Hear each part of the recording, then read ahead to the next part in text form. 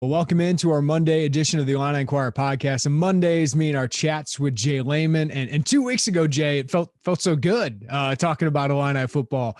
Boy, it's amazing how quick things can change. A group of 5 loss to UTSA at home, and now you go on the road to a very talented Virginia team. And I was impressed with their talent, but also you want Illinois to be competitive. And it just felt like a lot of what we'd seen in years past. So it's just amazing, Jay, 2 weeks and a lot can change. That's an understatement. A lot can change. I mean, we were, in August, we really relished our time in August when we could dream, right? That's really an Illini football teams. Unfortunately, usually our high point. And, after the Nebraska game, we thought, wow, we could be a real competitor in the West, at least compete, maybe not win it all. And then we've just, there's no way to really skin it positively, other we've just been really exposed the last 2 weeks. I mean, I wish we could take back the last 10 days, get that UTSA game back and get the Virginia game back. But to be honest, I'm not sure if we played Virginia 10 times, we wouldn't lose 9 times. And I think that's the scary thing to me. It wasn't blatant turnover or fluke errors. It looked like a much better team on the football field. And I think that was obvious to everybody that watched. And it was almost like you were praying. It's almost like when you're watching somebody else play in Alabama. You're like, okay, Alabama's going to turn it on. Alabama's going to, you pray for a stop, right? A stop. And that's the way I felt watching this football game. Yeah, Jay, I think we came into the season saying, hey, we'll see how much coaching matters. We'll see how much the roster is the problem. And in the last 2 weeks, it's felt like the roster is a big problem. Not that there isn't any coaching issues that we could talk about here, but it just feels like you look at Virginia and you see that tight end, Jelani Woods, just dice them up. Billy Kemp is able to get open whenever he wants. Or what was this? Wilkin, the W guy, the receiver with the W, whoever that was. Well, and that Thompson kid, that KTN Thompson kid, like it's just that's an athlete that, man, it's like, should we use Deuce Spann in that way? But like Illinois just had no answer for those guys. And Brennan Armstrong's just dropping dimes, has all the time in the world to sit back there. It just felt like they were at another level of Division I football than Illinois. So a couple things. One, it always seems like the other team has an amazing quarterback. That's right. Going back to Graham Mertz, even before that, you're always like, man, where do they find these guys? We can't find a quarterback for love nor money. Like you go back, and other than Wes Lunt having a string, maybe Riley O'Toole had a year. Who else you got after Shieldhouse left? That's it. It's been it's been worse than the Bears in the 90s and 2000s of trying to find a quarterback. I also spent money on Fubo TV to try to get that game. Could get a 7-day free trial, canceled right away. But yeah, it's just, there was no answer. I think the thing that Illinois fans just despise seeing is the first quarter, receivers wide open. I mean, like, guys not even in. Like, okay, so maybe I know Brett said there was an ME, a mental error on one of them, but like, not just one of them. It was like 8 passes. I was like, where are people? Just not even close. And so I'm extremely disappointed in the play of. I'm extremely disappointed in veteran defensive backs not executing or I guess not being put in the proper position. One of the two, maybe both. I don't know. It's just bad. Yeah, and that's where it comes to question, Jay. Like after UCSA, it was almost like, wait, that's familiar. Like that's 2 coaching staffs. We've now seen this, and they have different styles, right? Like, I mean, there's only so many coverages you can run, but there's only so many things you can do. I mean, the pass rush is non-existent with the same players. The same thing we saw with Lovey.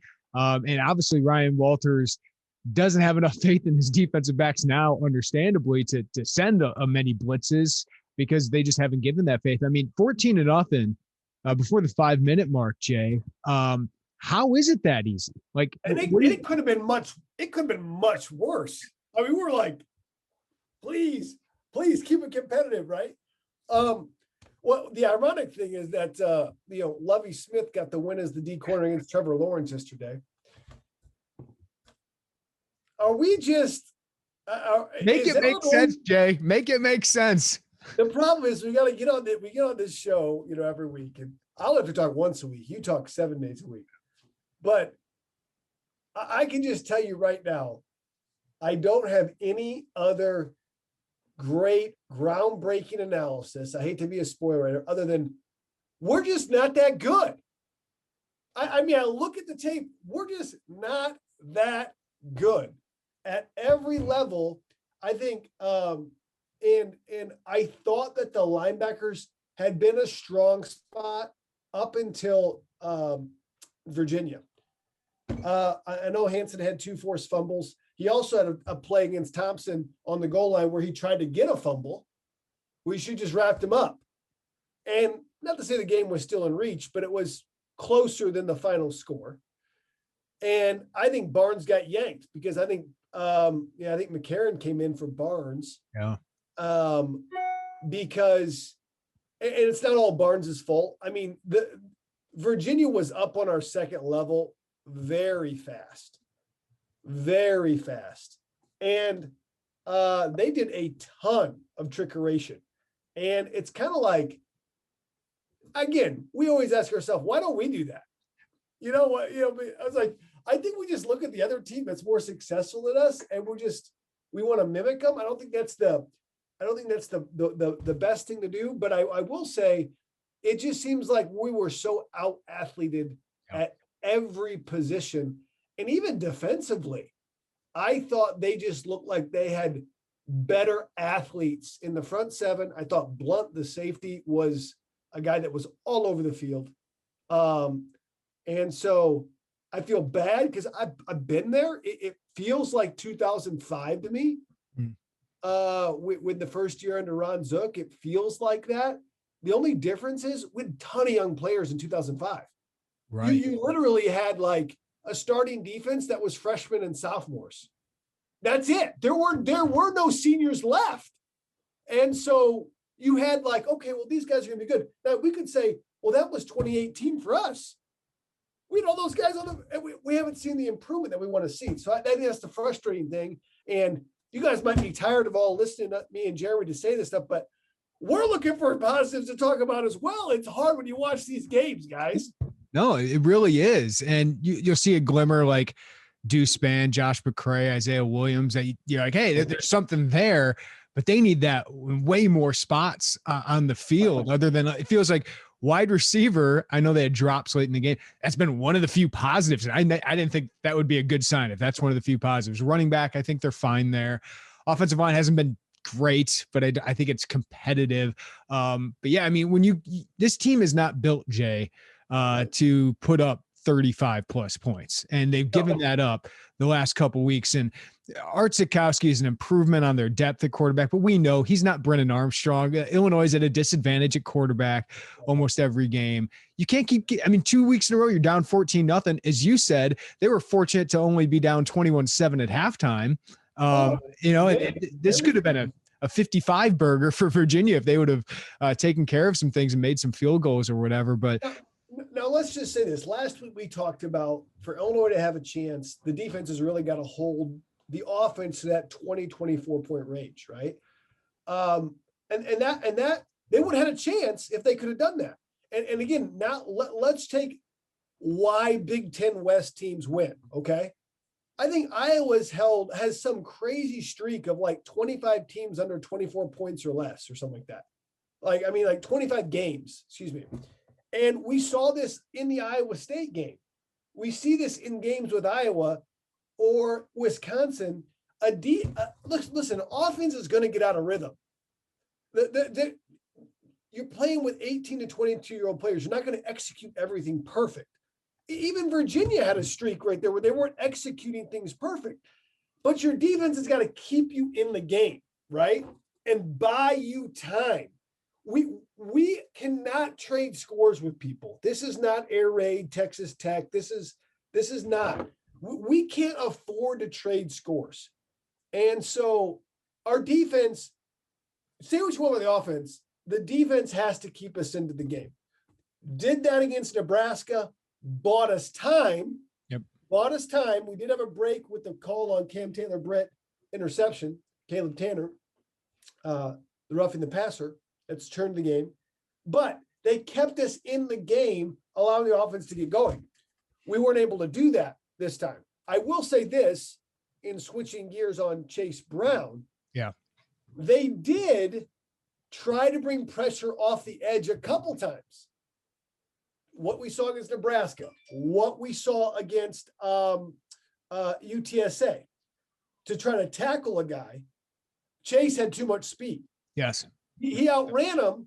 And what I liked is that Peterson, I saw he switched it up rather than attacking straight at him in that first drive for the second half. They pulled the guard, they pulled the tackle out, right? They pulled it around and attacked the edges, uses Chase Brown's speed. And his speed is different than all the other backs. And then in McCray, they stopped trying to run outside zone with McCray. Now it's just inside zone, hit it. And so they're learning their personnel somewhat, but still it's not enough. That's a great point, Jay. And I want to get to that. And I feel like 3 weeks into this season, Illinois and the staff had 8 months. And I asked Brett about this last week, actually. They had 8 months to figure out what do they have on their roster, right? And they go into a season with an idea. And then a couple games in, I think you kind of go back and say, okay, now we know what our team is. And maybe this isn't a strength. This isn't a strength. We got to do this. I think offensively you hit on it, like that first drive of the second half. And, Illinois had a couple chances to make this a game. They get the ball back 14-7. The offense goes 3 and out. Defense gives up a score. But coming out of that first half, I was really encouraged. I said, did Tony Peterson figure out what he has offensively and what he doesn't? Because they attack the outside. As you said, Chase Brown just has a burst that the other backs don't have. He beat a linebacker to the edge, got upfield. But the offensive line, I think that's how they block well in those outside zones, right? Is there something there that the offense can build on earlier in games because they are getting off to such slow starts? Well, here's the thing. We can't – okay – if you don't have an offensive line that's better than the defensive line, you have to attack an edge. You say, well, we don't have that much speed. Well, we do have speed with Isaiah Williams and Chase Brown. Those guys have, and Span has a lot of speed for sure. And so I think, and not to say that the first play of the game, they tried to get Williams on the edge. So, I mean, I think they know, hey, we can't just run it down people's throats. If we do, we're going to have McCray in there and he's going to get, 3 or 4. Okay. That's kind of what I think. So I think you're going to see more attacking on the edges. I think you even might see some toss sweeps, get Chase on the outside. And, also, I want to see Deuce Span in the game more, maybe getting a reverse to Deuce Span. Yeah. Maybe, I mean, the guy is a human highlight reel every time. I mean, at least I do. He comes into the game, right? I'm like, okay, it's within taking a shot in the end zone. Okay. Jay, here's the stat for you. He's got 7 reps on pass plays. He has 3 catches for 100 and something yards, 2 touchdowns, and should have had another one. That's a pretty good hit rate. Right. No, I mean, it's pretty amazing. And if I'm a defensive player, I've got to be saying, okay, number 6 is on the field. I mean, they even motioned to leave him all alone on the field. And I'm like, this is so obvious, right? I'm like, this has got to be going to do Span. And he makes an amazing play. Like if there's one guy you're like, I really want the guy to come down and catch the ball. A lot of receivers don't, and Deuce seems to do it. So I give Deuce a lot of credit. Deuce could be a legitimate, from what we've seen, could be a legitimate wide receiver and possibly an NFL prospect. Because what's holding him back? He's got size. He's got speed. He's obviously going to catch the ball in traffic. But what else do you want other than more reps? Right. I mean, he might be the most exciting guy I get excited about. Yeah. Deuce Span is a legit legit player. And that's what you got to do at a place like Illinois, where it's like, wait a second here. I got to take somebody from something else that nobody else saw and make him this so that he can be a great player that people didn't see. Yeah, and they took Ashton Hollins, a kid that reminds me of Deuce Spann. He plays quarterback in high school in the class of 2022. Great athlete, 4.4 speed. Like they laser timed him at 4.4, but no one has wide receiver tape. But you got to do stuff like that. Isaiah Williams, obviously, I think still had a positive day. I maybe didn't get the ball enough. I did watch Jelani Woods, and what a matchup nightmare he is for a linebacker. And Illinois saw all of that. But transfer portal, right? Yeah. Here's the guy that he just blocked, I guess, to Oklahoma State. I mean, Oklahoma State always has weapons, right? But that dude was huge. I mean, we had Derek Smith on him, and even the announcer was like, when I was watching, was like, wow, Derek Smith looks small. Yeah. And he's not. He looked like a big man. Well, and single zero. I sit there, Jay, and I go, I know Illinois' offense didn't have much of a chance to keep up with Virginia, but 4 catches by the tight ends for 20 yards. Like, why can't those guys be vertical threats? You know what I mean? Like, it feels like you just got to dump it off to them, but I don't see much vertical threat from them. And those are 2 of your best vertical threats. Yeah, I would completely agree. I mean, I think the best starting lineup, if I had a starting lineup right now, the O-line's in flux. Okay. So we're getting that figuring out, but I think you got to get Peters back in at quarterback. Okay. I think you got to start Spann. You got to start Isaiah Williams and have both the tight ends in and Chase Brown. That's your best chance to win right now. I like Donnie Navarro as a spot guy, although he struggled to catch the ball, even though that's his strength. I like some other guys. Casey Washington had a horrible, he's a good guy, horrible series in which 2 drops, a penalty. Like you just can't do that, especially from a receiver position. Like your linemen are going to get penalties. That's college football, right? They're pretending you can't have a skill guy do 3 plays like that on a drive. It just doesn't work. And so those are our best skill guys from what I've seen. Yeah. Yeah. And Spann gives you a legitimate deep threat. I think Barker gives you a legitimate way to stretch the field in the interior. I think you use Ford, you use Isaiah Williams. Shoot, you even use Chase Brown catching the ball out of the backfield some, and so they have enough weapons there, but all that stuff takes time too. You already got 1 quarterback hurt. Yeah, and I wouldn't mind Jakari Norwood, just a little speed in there at some point. Oh yeah, Jakari. Great point. Yeah, I just speed. I think Reggie Love's a good back, but I think Chase Brown is better. Josh McCray is better between the tackles. But Reggie only got 1 carry, and I think it's because Jakari gave you something you need, which is just a home run threat, a guy who can give you a chunk play. Well, I think Jakari gives you that, and I think Reggie's getting reps taken away by Josh McCray. Because they have similar body types and whatnot. So I will just say this. It's just, I don't know if we've ever had a veteran team play that bad. Yeah. I think that's the discouraging thing. But we also got to say too, that everybody's a veteran team, because we had a lot of guys, if you're not going to the NFL, a lot of guys just opted back to come in. So I don't know how much the super seniors is helping us right now. Right.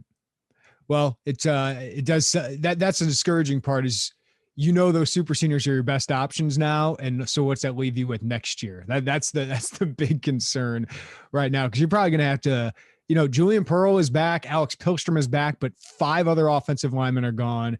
Your 4 starting guys up front, Jay, are gone. Jake Hansen's gone. Tony Adams. Like that's the really difficult part is this year you expect it to be competitive. And that's why the first game was so encouraging because same guys, but they looked like they executed a little bit better. Didn't make as many mistakes, as many MEs as you said.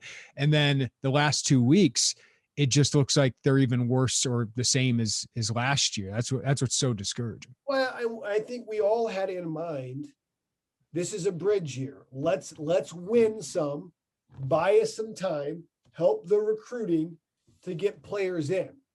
And I'm not saying the season's done, because I do think if there's one thing I've seen, I have seen some in-game adjustments from this staff, whether it was, last week or against Virginia with Peterson.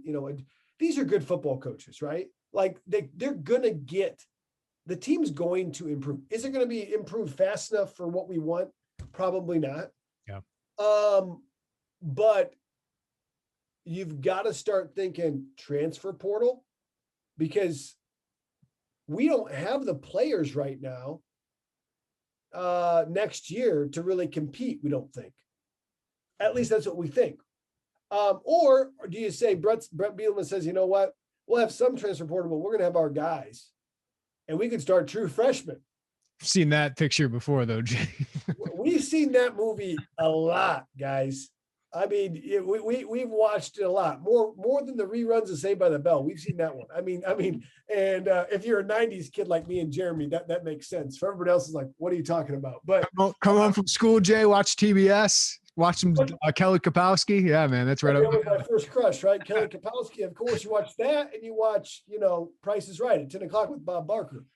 That Bob Barker will never be beat out as a host. He might be one of the reasons I'm in media today, because Bob Barker is just that cool. I still haven't got the stick mic though. What's the go-to? What's the go-to game on Price is Right? What's your favorite?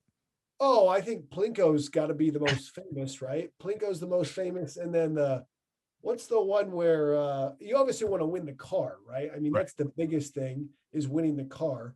I always like the yodeler game. The yodeler. I was going to say the yodeler guy that goes up, the yodeler. Yeah, I was going to say that was but Plinko's probably most famous than yodeler. I was never good at naming the actual price of things, but there was a time in my life when I was like fourth grade, I was homeschooled. That means I got to go to I got to get shop with my mom for stuff and pick stuff up. So my prices were on point a little bit. Hey, is this Dove bar soap $1.81? Is it more or is it less? Yeah. Less. $1.49. Ding, ding, ding. So I was not bad.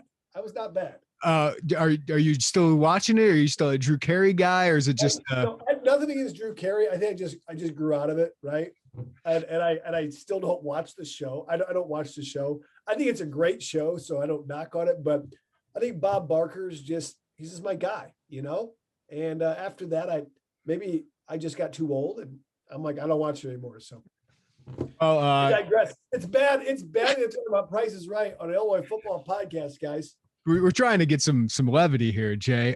You mentioned this with, the offense and adjustments. And I do think Tony Peterson's starting to figure this out of what his team is and what it's not. And I do feel like there are a couple positives you can hang your hat on. What is Brandon Peters potentially coming back? If he gets back on the field against Maryland, he was cleared for contact, didn't play because he didn't practice at all last week, or he threw some but didn't take reps. What can he add, you think, at the quarterback position? Okay, so a couple things. This is a huge wild card, by the way. Yeah. If there's one ray of hope left, it's that we have Brandon Peters coming back. Now, according to the newspaper, I just read that it was an AC sprain. Okay. I've had an AC sprain. You can play through an AC sprain. It hurts, but it's not necessarily going to tear your arm up. It's like you tore something, right?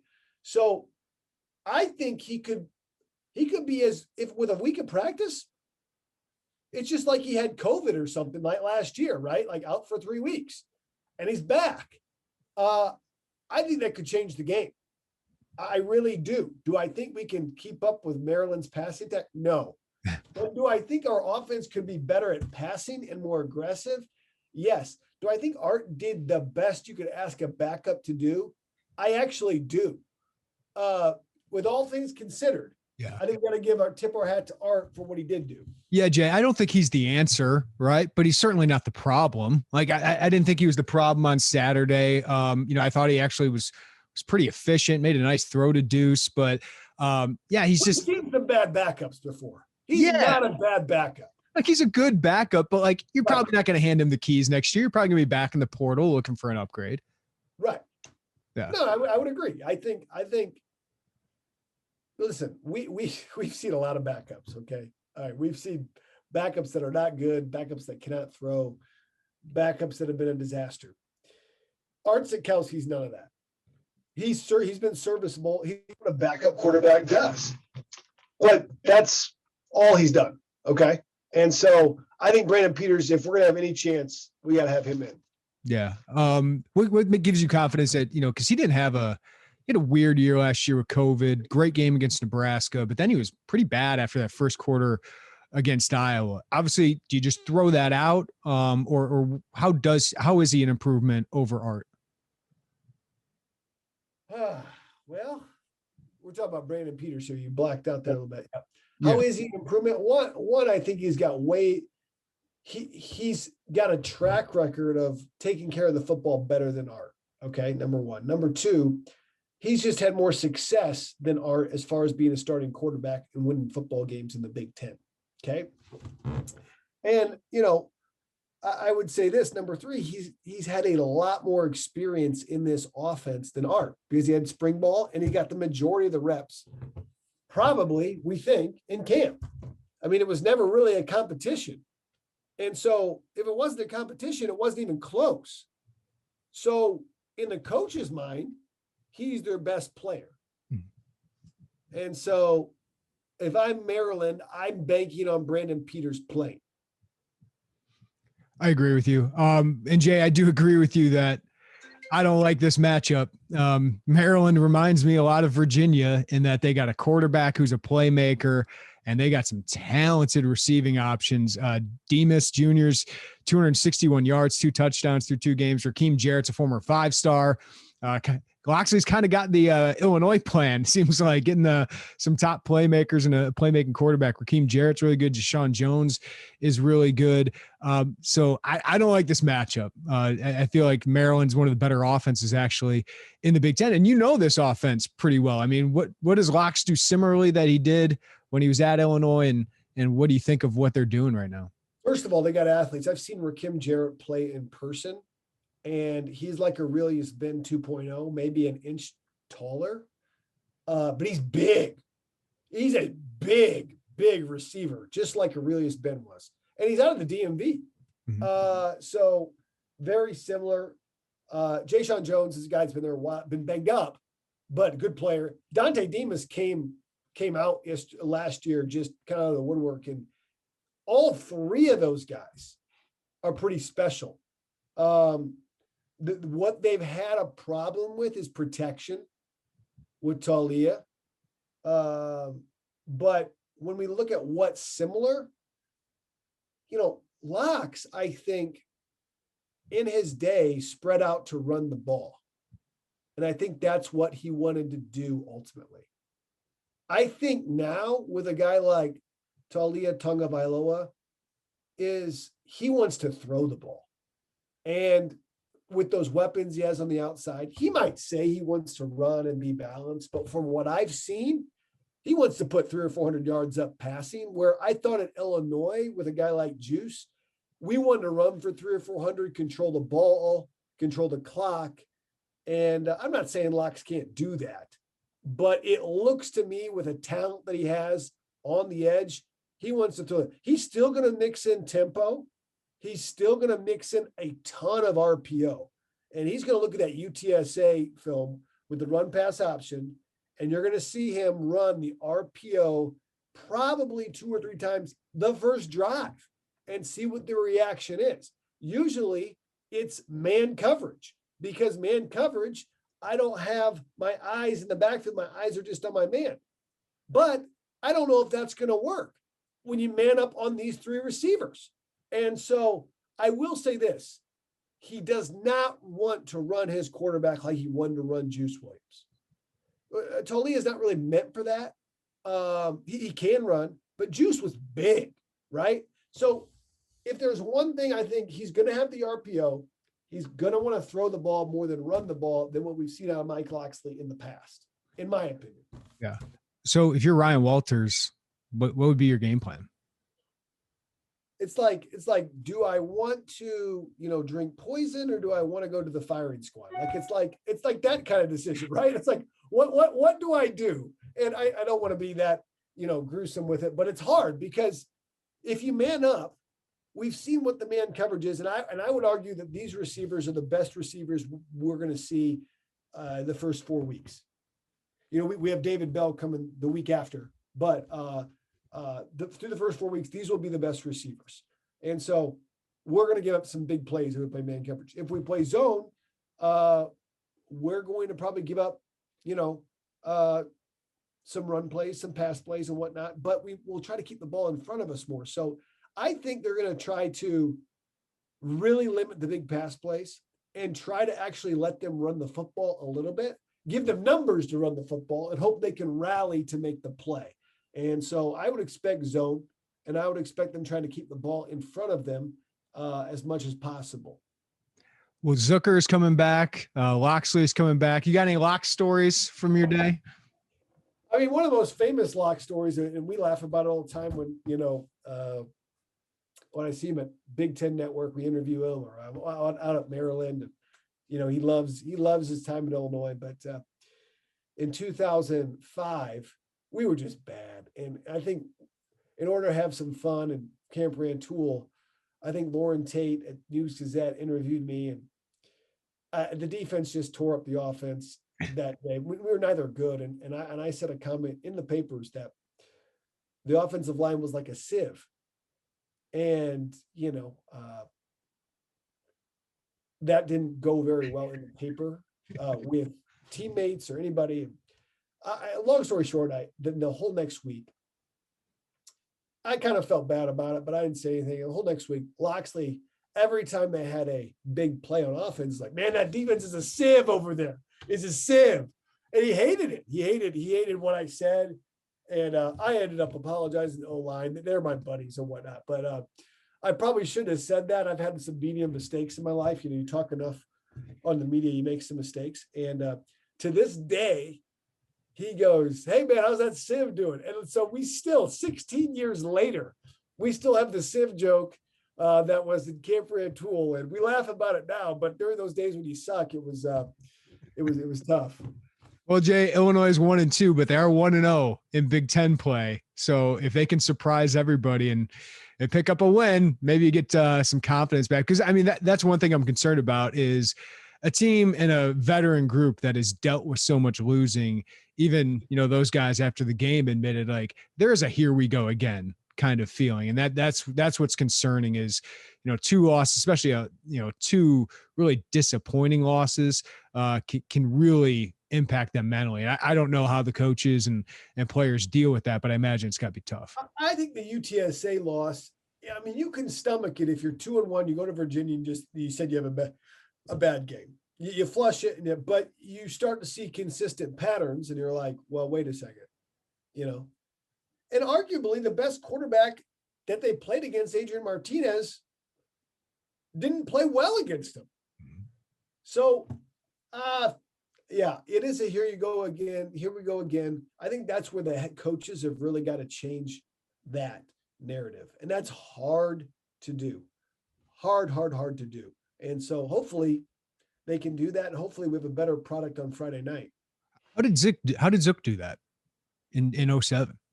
Well, Zook, it's so funny because, the biggest here we go again moment was Rutgers 2006.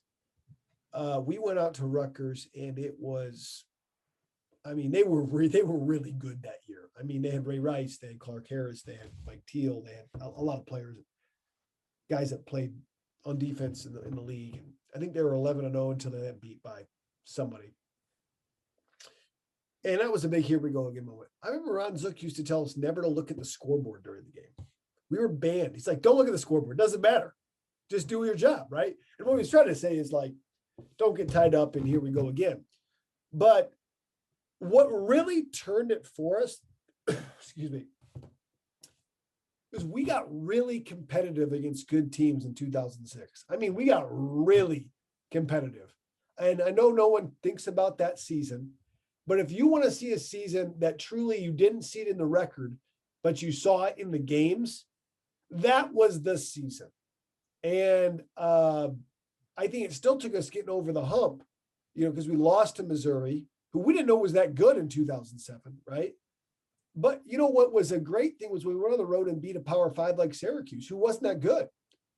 And then we beat Indiana, and then we beat Wisconsin. We're like, whoa, wait a second. We're pretty good. Wisconsin, the longest win streak in the nation, you know? Yeah. No, it feels like they need that moment. And that's why it was so discouraging against Virginia. Like, I don't think people expect them to win, but just be competitive. And it just wasn't. Jay, always appreciate these Monday chats, man. We'll catch up with you next week. You got it, man. Take care. ILL.